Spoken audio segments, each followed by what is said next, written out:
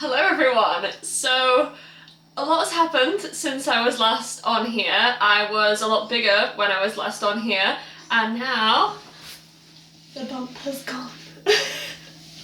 I am in my pyjamas. Please don't judge. It has been nearly 3 weeks since I gave birth to my little boy, who will probably join us at some point. I have put him down for a nap, but he's not doing the whole crib thing. But he currently has the hiccups, so he just kind of has to get through it. Like, I've tried my best to help him, so he's just currently, my impression of him currently is that he's just laying in his crib going, he's fine. He's literally at the side of me, but he might join us in a bit because he'll probably start to scream, so. But we will see how far we get with this before he's gonna come through and join us. Maybe not that far. Okay, I can hear him. I'm gonna go get him. So I'm gonna sit here with him like this, so you can't really see him, because I really don't want his face online. But he makes my life a bit more difficult because he's a very Velcro baby, so he doesn't like to be put down. What's up? Are you going to allow me to film this video? Because if you start screaming, the audio on this is going to be unbearable. This is the one time I've been able to shower, and I was like, oh, do you know what? I don't look too bad today. I'm just going to get on with it and see how far we get. Anyway, I'm going to discuss and just go through my birth story today, because I put a thing on Instagram asking people if they would be interested in hearing about my birth story and that kind of side of things. It's maybe not for everyone. If you don't want to watch this video or listen to it, that's fine, please. I won't be offended. I know it's not for everyone, but I quite like hearing birth stories, and I know a lot of other people do too, so I'm very open and honest, so I'm quite happy to chat through mine and everything that happened, and there's some elements of it that are quite funny as well. So if you watched previous videos, you'll know that my little boy has a heart condition. He's on my knee, you can see his head there. Yeah, he has a heart condition called tetralogy of Fallot. So because of that heart condition, we really wanted him to be born at the specialist hospital in Leeds, because our local hospitals just aren't equipped if something went wrong when he was born with his heart. They're not equipped to deal with things quickly, and they'd basically just be blue lighting him through to Leeds anyway, which is about an hour and a half from us. So that's a long time if a baby is born with a problem that needs urgently fixing with their heart. So even though obviously we had a lot of scans and stuff before he was born, and they didn't think that would be the case, we still just wanted him to be where he should be if something were to go wrong, which everyone agreed with and stuff, and the hospital was fine with and everything, so we changed hospitals basically and put all my care to Leeds rather than our local. So anyway, because of that, I had to have an induction. So technically I could have waited until I went into labour on my own, but they insisted I had an induction if I went to Leeds, just because it is an hour and a half away, and they were a bit worried that if I went into labour at home that there'd be a chance that I wouldn't make it to the hospital and I'd just be giving birth in the car at the side of the road, which really, really doesn't suit me. I really didn't want that. So Leeds it was. So I was given my induction date, which was the 24th of January, which was a Friday. So they called me on the Friday morning and asked me to go through to the hospital for about 12:30. So this was about 10 o'clock. So we got all of our stuff ready, got his bag and everything, my hospital bag, and just checked that we had everything we needed. And then it was straight through to the hospital. And when we arrived, I was put onto a ward, and it's basically like a triage ward, where they just monitor you, and it's literally just a bed, and you know, a call button, and that's pretty much it. And they monitor you and monitor baby, and then I was given two choices of how I wanted to be induced. So one was called Dial-A-Pan, which really didn't suit me, and I knew it from the off. I'm really squirmy with things down there. I don't like to be examined, I don't like to be looked at, I do not like to be touched, I like to be left to my own devices. I think that's probably just who I am as a person. I don't think it's anything to do with my asexuality. Maybe it is, but I think that's just me. I think I just don't like to be examined. So, which I doubt many women do, to be fair. So, what Dilapan is basically a bunch of rods that they put into your cervix and they fill with fluid and then dilate your cervix. But there's loads of side effects from it, and it just didn't sound like something I wanted to partake in. The fact that they were just like, yeah, we'll stick a bunch of rods up there was like, yeah, that sounds like something I'm not going to enjoy. And not that I would enjoy any of the options, but that really doesn't sound like me. So that was one of them, but I did not go for that.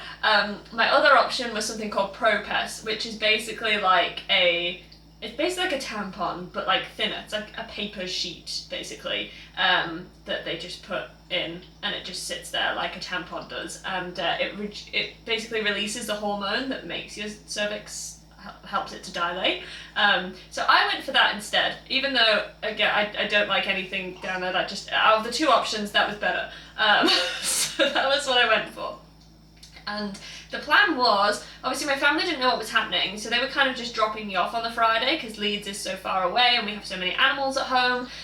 So we booked a flat for the Saturday and Sunday nights, so from the Saturday through to the Monday, for my family to stay in so that they could stay from Saturday to Monday and hopefully be there when he was born. And this flat was literally like a minute's walk around the corner from the hospital, so it was perfect. So yeah, we were convinced that like they're possibly going to be there for the birth. But when we arrived, they said that they would put this Propess in and that it would likely take 2 or 3 days before I was moved to labour and delivery ward, and then from there to delivery suite. So they basically were saying it was going to take forever. And that the Propess alone would be in for 24 hours before they even sort of like thought about breaking my waters and stuff. Basically that's the aim, is that they dilate your cervix enough to be able to break your waters, and then they move you to labour and delivery. So yeah, that was the plan. So they checked me first, which was also awful. It wasn't that bad. For me personally, it was very uncomfortable, but maybe it's not as bad for... Oh, hello! Oh, bless you! Maybe it's not as bad for other women. Maybe it's just me being overly sensitive, because I am. But yeah, they checked me, and I was not dilated at all, but they said my cervix was very thin, which was apparently good. I don't know. I'm not a mastermind with these kind of things, but hey ho. So, yeah, they checked me, said my cervix was looking good but not dilated at all, so they went ahead and put the Propess in and left me.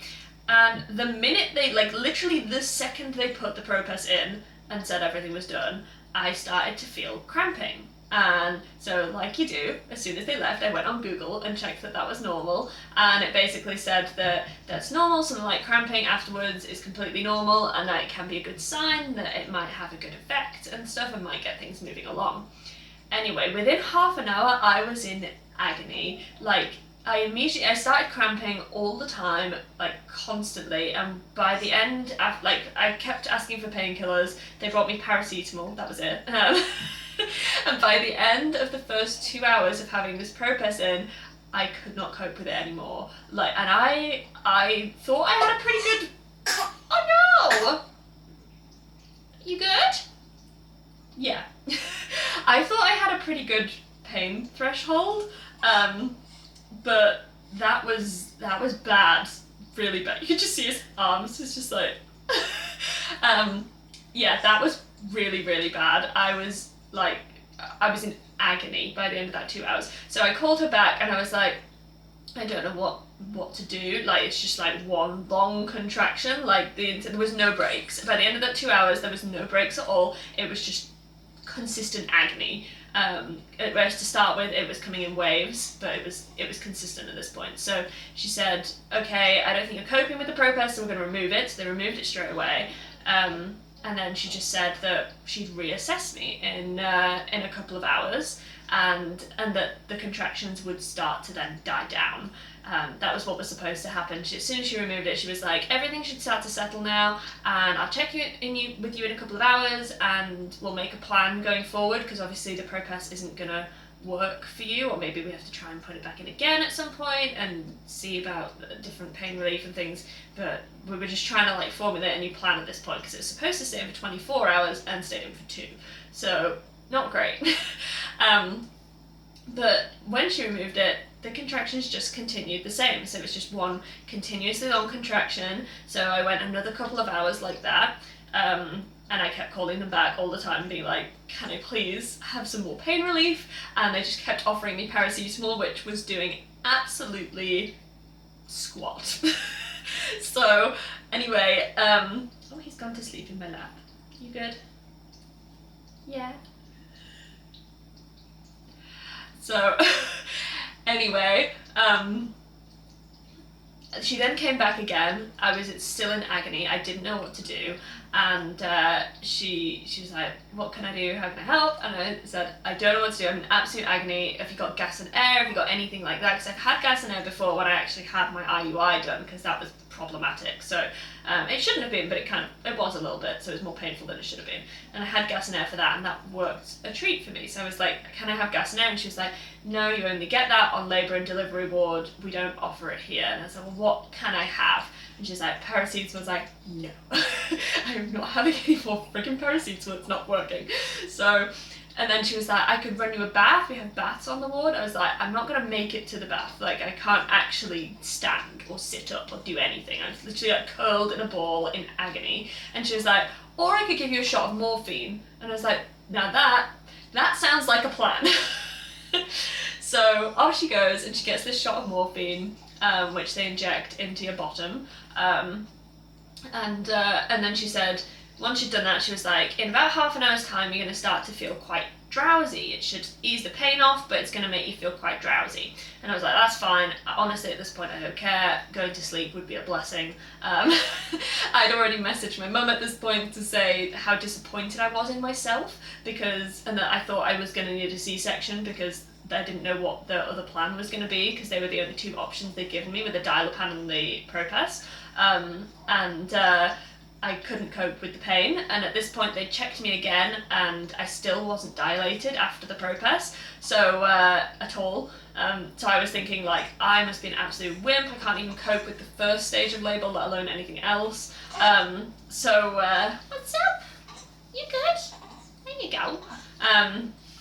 So anyway, she gave me this morphine, and about half an hour later I went to sleep.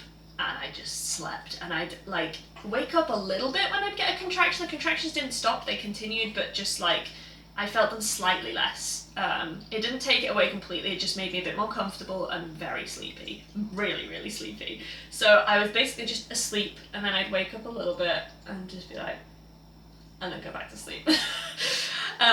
So anyway, then all of a sudden I wake up to, this is probably about an hour after that, so we're getting to around like 3:30 in the morning at this point, and obviously I had none of my family with me, I was just on my own, and I started getting the same contractions but stronger, and feeling the urge to push, and then actually pushing without wanting to push. It's such a weird sensation to describe, because you'd think you'd have complete control over whether you're pushing or not, but I didn't, that my body was just doing it for me.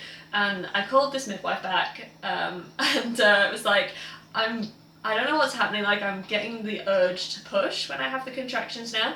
And she was like, that can just be completely normal, that's fine, it might be a good sign that you're starting to progress a little bit, I'll come back and check you in half an hour.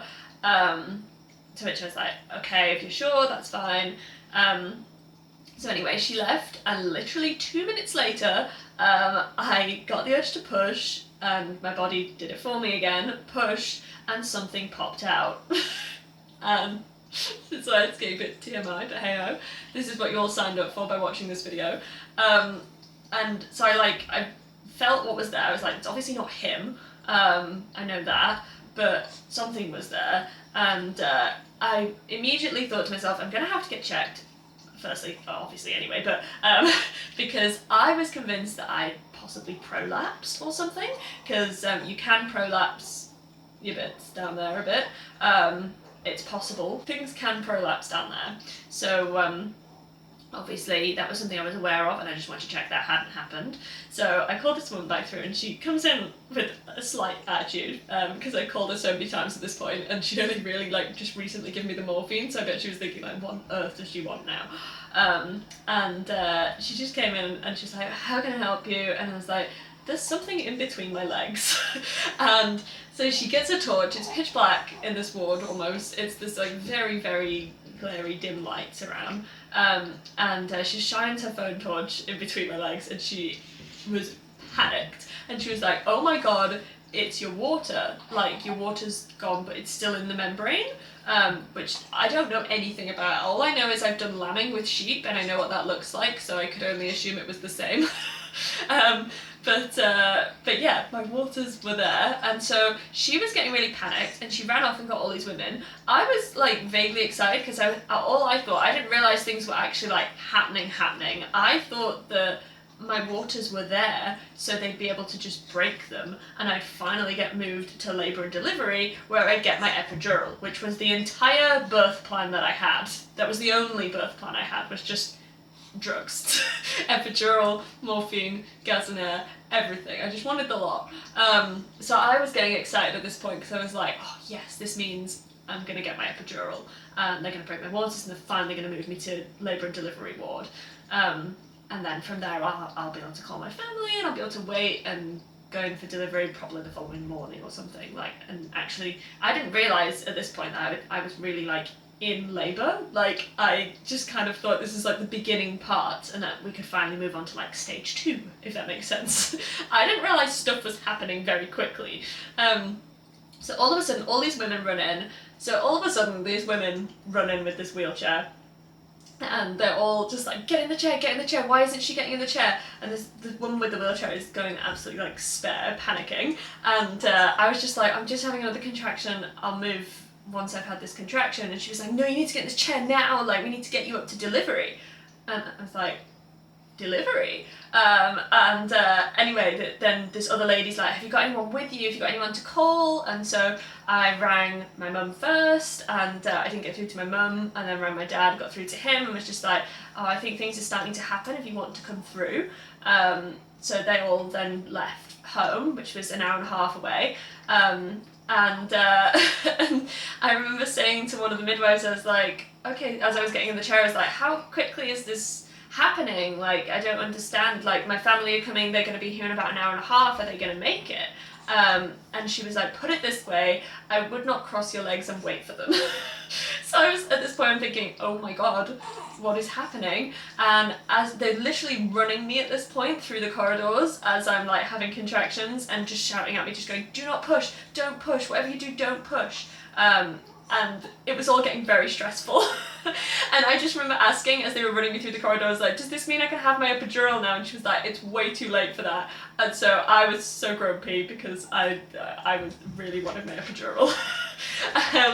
But yeah, so at this point though, I'm still really sleepy. So everyone's really stressed, but I'm very much like still like, I'm there, but like I'm really, really tired. So I'm literally just like semi-conscious, just kind of like rolling along at the speed of light on this wheelchair through the corridors. And yeah, everyone's really freaking out, really stressed. And then they take me into delivery room. I remember it's delivery room 11, I do remember that. Because I remember them just being like, which room? And then some other person on the ward just being like, 11, take her into 11, so I remember that. But as soon as I got in the room, the actual midwife who was going to deliver him was really nice and really chill. Everyone else was still really stressy and like, oh my god, get out of the chair, like, don't push. I was like, I'm getting another contraction, and they were like, don't push. And this midwife was just like, don't worry, you're here now, it's fine. If you need to push, you just do everything naturally. Whatever your body is telling you to do, you just do it. Oh no, don't cry. Don't cry. Oh no, don't cry. Don't cry. So yeah, they're like, whatever your body is telling you to do, just do it. So anyway, they get me up onto this bed, and I'm getting contractions every sort of minute or so. And she gives me a thing with the gas and air, finally, thank god, at least I got my gas and air. So I didn't get anything else. And thank God I had my morphine injection, otherwise I think I would have been in far more pain. What I didn't realise was that in between contractions, when you're actually going to deliver, that there's no pain at all. Like, there was nothing. So I was so comfortable, and I was that comfortable that I fell asleep in between contractions. Which, after I gave birth, the nurse, the midwife that delivered him, said it was one of the most interesting things she'd ever seen, because I was literally, this is my reenactment. So I had my gas and air at the side of me here on like a thing that I'd bring to my mouth. So I'd literally just be like, and then I'd get a contraction, and I'd just be like, and that was me in labour. So yeah, she said it was very fascinating, and she's never seen that before. Obviously, at this point, she didn't know I'd had the morphine either. That is obviously a side effect of the morphine, that I was so tired and not with it. But she didn't realise I'd had that, so she just thought I was like really, really zen. But anyway, so I started to push, and every time I pushed, I could feel him moving. And I pushed about 8 times, roughly. I asked, there was my main midwife and there was one other like nurse in there, and I just asked that, because my family weren't going to be there, would someone be able to video it for me? I was like, I don't want to see anything that happens down there. Just video when you put him on my chest. And they were like, of course, that's fine. Anyway, after about 8 pushes, they basically, out he came. Normally babies come the head first, and then you wait for another contraction before you push the rest of the body out. He just came out in one. He was so tiny. He literally just came straight out. She was like, oh, head's out. Oh, and here comes the rest of him. And there he was. He was so tiny. They put him straight on my chest. And it was all very calm. Apparently I didn't lose much blood, which was great, because my mum did when she gave birth to my brother. So that was something I was slightly worried about, whether that was a genetic thing and I was going to do the same. But nothing, so that was great. So they put him on my chest. I also cut the cord myself. So they did like a delayed cord clamping, I think they call it. So they left him for a few minutes just on my chest whilst they checked me over and stuff. And then they lifted the cord like up towards me a little bit so that I could cut it, so I didn't have to, because I was adamant that I did not want to see anything down there. So they kept the sheet on me at all times, because I really don't like things like that. Some women are so intrigued by it, I hate it. So I'm glad I didn't see any of the goriness. I don't know why, it's only on myself as well. If it's like on another person or an animal or something, I wouldn't care, but just because it's on me, I'm like, no, I don't want to see. So anyway, I cut the cord. I have a video of that as well, which was weirdly quite hard to cut, really spongy. And then they delivered the placenta, which I don't really remember that much. I wasn't really concentrating, I just had him on me, so I was just kind of zoned out, and she was like, is there anything, like, do you want to keep the I remember her asking if I wanted to keep it, and I was like, no. She's like, you don't want to do anything with it, you don't want to like paint with it? Apparently people paint with them. I didn't know that was a thing. No judgment, of course, but that's not for me. Can you imagine just having a painting up on your wall and someone being like, wow, it's really interesting texture, and just be like, oh thanks, it's my placenta. So yeah, just gotta go how weird that would be for me. But yeah, and I didn't want the placenta, I didn't want to see it either, so I didn't see it. And then shortly after that, I looked at my phone and I had a text off my parents to say they were just passing York, which is like about half an hour. This was like just after I'd given birth, to say like it's all gonna be okay, like we'll be there soon and stuff. So the nurse and the midwife just popped out for a second to get a few things that they needed. So I rang them at that point and was just like, oh, you all there? Like, congratulations, you're... Oh no! It's like, congratulations, your grandparents, and everyone was really excited and quite emotional as well. And yeah, so by the time they'd sort of finished doing all the initial checks, obviously they had a different doctor come in and they took him for a couple of minutes. He stayed in the room, but he just went to like a little unit in the room where they just checked him over and made sure that there was nothing that he needed to be whisked away for immediately and stuff, and they were really happy with him. They still hadn't weighed him at this point, so I still had no idea how much he actually weighed. All I knew that he looked really tiny. And then my family arrived, so if you've seen on my Instagram, there's this really sweet clip of my family coming in and meeting him for the first time, and they're all really excited. It's my mum, my brother and my dad. So they all came in and got to meet him and spend a bit of time with me in the delivery suite as well. And then I'd just been informed by this point that unfortunately I had a 3rd degree tear. So she checked it over and she was like, we can repair it here if you want, but I would really recommend letting us do surgery to repair it properly and make sure that everything's absolutely fine. Which at this point I really didn't care. I thought I would care more, but I really didn't. I was just so psyched to have him that I really didn't care what had happened to me. I just said to her, I was like, look, I just don't want to know. As soon as she said I had a 3rd degree tear, because I'm, like I said, I'm so sensitive about these things, and she thought it was really funny because I was like, I don't want to know, I'm a real wuss with these things. She was like, I can confirm you're not a wuss, you just gave birth asleep, basically. She's like, you're definitely not a wuss, that's not the word I'd use. So it's like, okay, I'm a bit of a wimp though when it comes to stuff like this. I don't like to hear about what's happened and stuff, so I was like, just, you have my permission, you have my consent, anything you have to do, just whatever you've got to do to fix me, just do it. And I did ask, I was like, will I be like numbed up, will I feel it and stuff, because that was the other thing I was scared for. And she was like, oh god no, they will put a spinal in and you won't feel a thing. I was like, that's fine then, I don't need to know anything else of what's going on down there. I don't want to know what they've done, I don't want to know what's happened. I can imagine what's happened, but I don't want to know what's happened. I don't want to see down there, I don't want any more information, I just want them to take me away to surgery and fix it. And she was like, cool.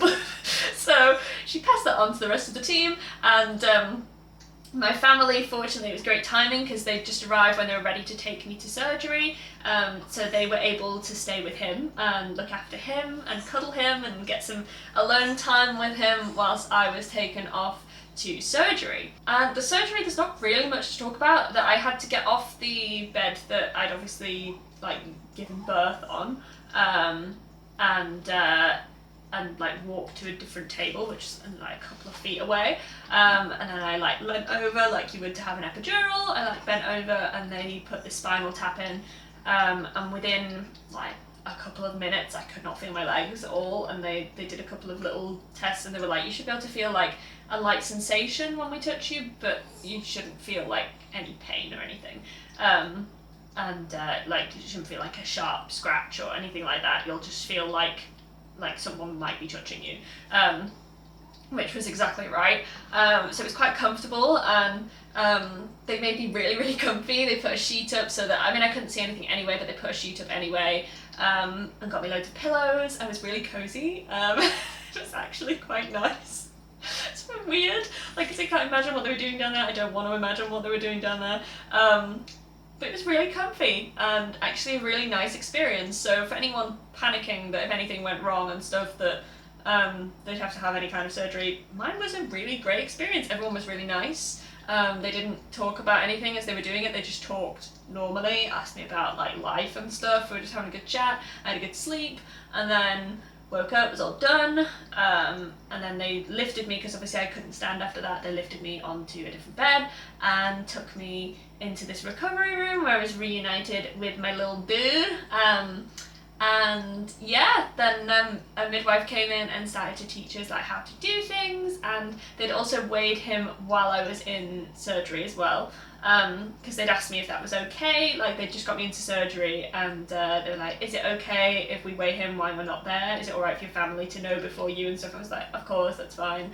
I wasn't bothered, I just wanted to find out how much he weighed. And he weighed £5.10, so he was tiny, but I was also a £5 baby, I believe, possibly even lighter. My parents aren't sure whether I was £4 something or very like early £5 something, but I was very small. My brother was huge, but I was tiny, so maybe it's just like on my side, the maternal side, that I could only produce small children. Or maybe it's just that he ran out of room in there because I'm quite like petite build, so yeah, I didn't put any weight on for the last like 8 weeks of my pregnancy, so I think he probably just maxed out on how much space there was in there. But yeah, I was reunited with him then, and I spent like probably a good couple of hours in there with my family and him and a midwife who was lovely, and she made sure we were doing great, and the midwife that delivered him, she also made sure that we were all doing really good, and yeah, the midwife that we had in there started then like teaching me how to do things with him, like breastfeeding and stuff like that. Unfortunately, breastfeeding didn't actually work out for us in the long run, but this is, you know, we'll get into that. He just did not like it at all, and she was like, oh, he'll probably catch on and stuff. He didn't.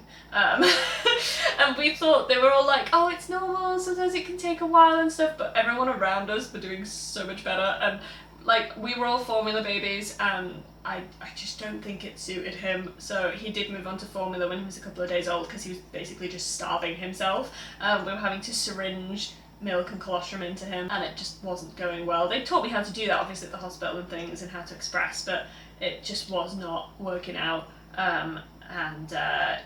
Yeah, he moved on to formula and was way happier after that. So if you ever feel pressured, if anyone is in that situation where you feel pressured that everyone wants you to breastfeed and stuff, you haven't lost the fight if you formula. Honestly, it doesn't make a difference, and to be honest, formula suits my lifestyle a lot better, because it means that, you know, I've got so many horses, we've got so many things to do and stuff, that it's nice to know that, like, as much as I'm tied to him, obviously I'm his mum, I can leave someone else to feed him if I had to, sort of thing, and I don't have to express or do anything special beforehand.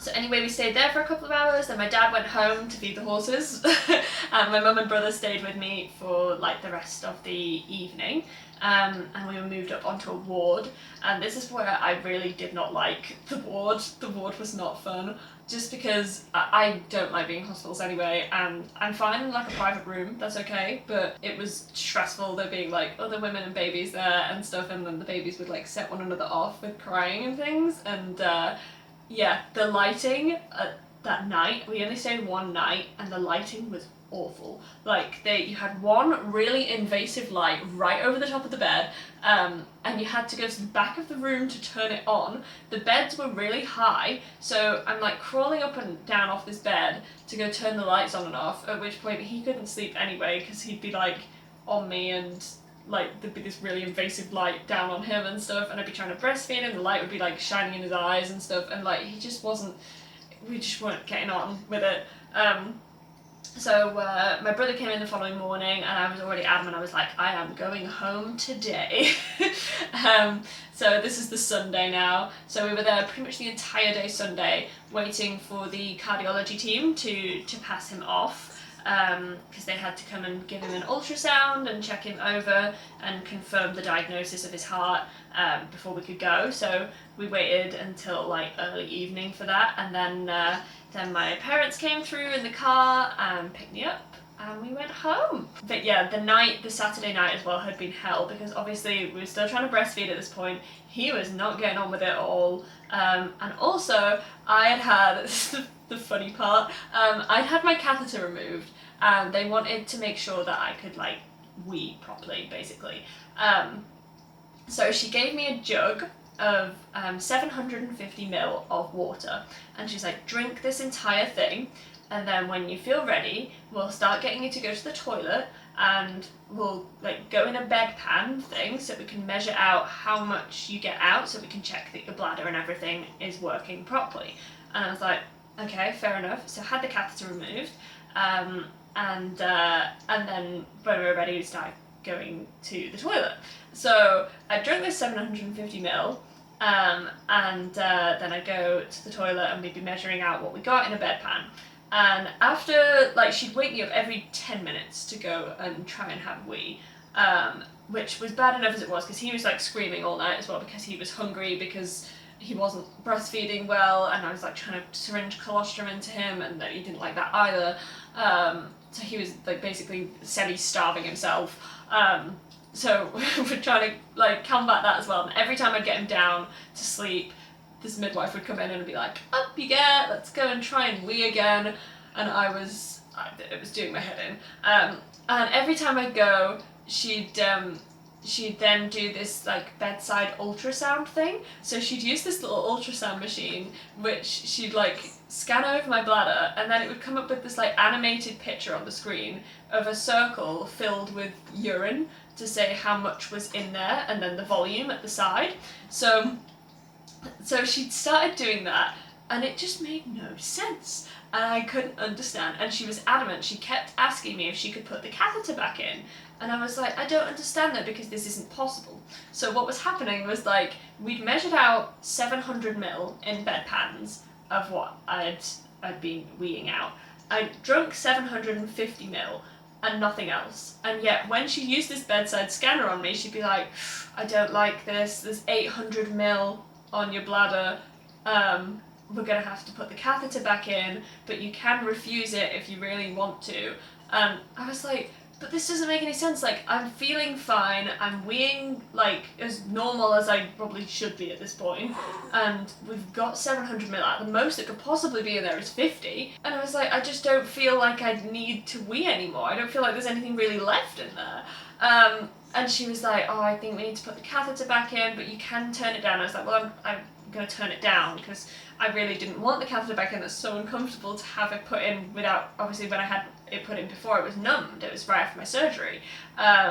So yeah, she kept being adamant about putting this catheter in. And this happened like 7 or 8 times in the night. And eventually I was like, look, this literally, I was barely getting anything out into these bedpans. And she was like, I'm really concerned that you're not able to wee. And I was like, I don't really think it's a problem. I just don't think there's anything left in there. And anyway, she was adamant. She kept doing this bedside scan, kept coming back with all these weird, like random, I think the highest one she got was like 900 ml or something. I was like, this makes no sense. I'm not drinking anything. Like, it can't, like, where could it possibly be coming from? And anyway, I kept turning it down, and every time I turned it down, she would just look at me, and like the tone, she'd be like, okay, and the tone she'd say it in was like, she may as well have just said, okay, well, your funeral then. So anyway, she was like, I'm gonna call, do you want me to call the senior midwife across to see you and you know, talk to you about putting a catheter in? And I was like, yeah, sure, like, bring the senior midwife in. So the senior midwife came in, and the lady had explained to her, like, oh, she's not able to go to the toilet. She was at the side, it was this midwife I'd been seeing, and she was at the side of being like, she's not able to go to the toilet, she's still got like 800 ml that I've scanned on her bladder, I'm so worried, like, I think she's got like a bladder retention problem, and that, you know, she's gonna have some long-term side effects if we don't put a catheter back in. And the senior midwife was just like, have you actually felt her stomach? And the midwife that I'd been seeing was just like, no. So the senior midwife just felt my stomach. She was like, I can't even find her bladder. It's so small and like empty. Like, I'm having to really look for it to actually feel it. And she was like, just like, give me the bedside scanner. So she took it off this off the midwife that I'd been seeing, and she scanned me in the space of about 2 minutes. She scanned me 3 times, and the first time it came back to say there was like 400 ml. The second time it said 800 ml, and the third time it said 200 ml. Hey! And the midwife that I'd been seeing was just like, but which one do we go with? And the senior midwife was like, none of them. It's the most faulty machine we have. Like, it means nothing. She's like, you've got to just use the old-fashioned technique sometimes and actually feel her stomach, feel if her bladder is full or not, and go from there. And she was like, this thing is all over the place. She's fine. And she just turned to me and she's like, you don't need a catheter in. If you don't want a catheter, you do not need a catheter in. I was like, I don't want a catheter, please. So she's like, no problem, and try and get some rest now. But by this point, it was about 7 in the morning anyway, and I'd been up the entire night with this other midwife weeing in bedpans, and, you know, being told that I needed a catheter in, otherwise I was gonna die or something. Like, and it was just so stressful, and I had him screaming away the whole time. Like, the whole time that I wasn't weeing in bedpans, I was just walking up and down the ward with him, screaming, because no one would offer me any formula. So yeah, I was, by the time the Sunday rolled around, I was ready to leave. So yeah, then we came home and we went on to formula, which was a million times better. And yeah, that's pretty much my entire birth story, I think. If I think of anything else, obviously I'll add it in. Yeah, so here's my little man. I'm not going to show you his face just because I want to keep his identity secure. He's like drowning in my hair now. Anyway, that was my birth story, guys. If you have any more questions or anything, please put them in the comments down below and I'll answer as many as I can. And yeah, there's not going to be a lot of videos about little man and stuff. I will update you guys every now and again, but it's not going to be a family vlogging channel. It's going to be horses and animals, and I want to film lots of rescue content and stuff because that's a part of my life that you guys haven't really seen, and it's such a huge part of my life. So I want to film content like that and stuff as well. I'm not saying he'll never be in any of my content, but obviously I will blur his face or block his face if he was in any. I am very much in love with my little dude. I'm filming this on Valentine's Day, so he's my Valentine. Well, him and me, obviously. But yeah, thank you very much for watching, and if you're out there and you're an equestrian who is currently pregnant and worried about giving birth, my experience all in all, as much as it was a bit messy here and there, it was a lovely experience, and it was very quick as well, which I'm grateful for in hindsight. And yeah, I would definitely do it again, but hopefully not for a while because I'm still a bit sore.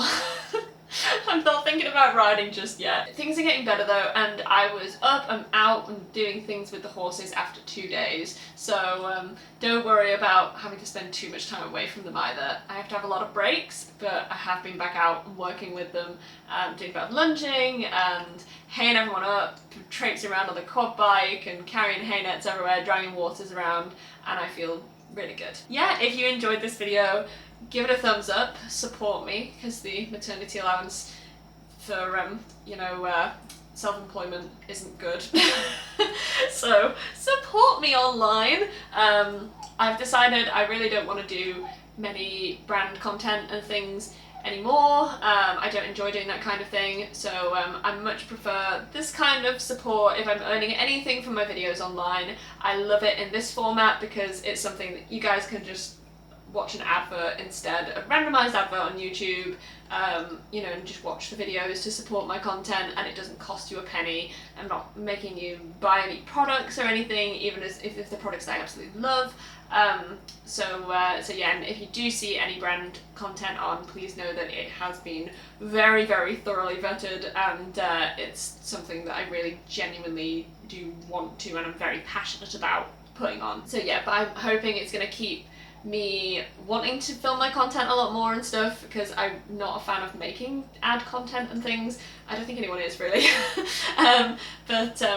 But yeah, hopefully it's going to motivate me to make some more videos and stuff and get back to enjoying it like I used to. I think making a lot of ad content and stuff has made it less enjoyable for me, so I kind of want to get away from that and just enjoy being a content creator again and making stuff that I want to make, and hopefully you guys enjoy it. So I will be back very soon, hopefully, with another video, and yeah, thank you very much for watching, and bye! Hang on, I'll use his butt to block the shot. Woo!